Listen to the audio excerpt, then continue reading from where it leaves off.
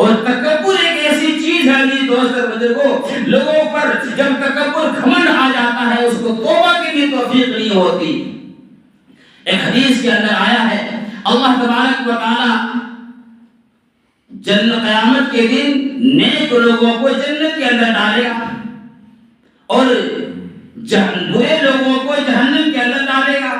اور شیطان بھی جہنم کے اندر رہے گا، اس کو بھی جہنم کے اندر ڈال دے گا۔ اور 1,00,000 سال کے بعد 1,00,000 سال کے بعد اللہ تبارک و تعالی شیطان کو جہنم سے نکالے گا اور آدم علیہ السلام کو بھی جنت سے بلائے گا۔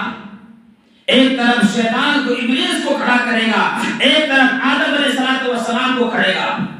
اور اللہ تبارک و تعالی فرمائے گا اے شیطان، اے ابلیس، میرے آدم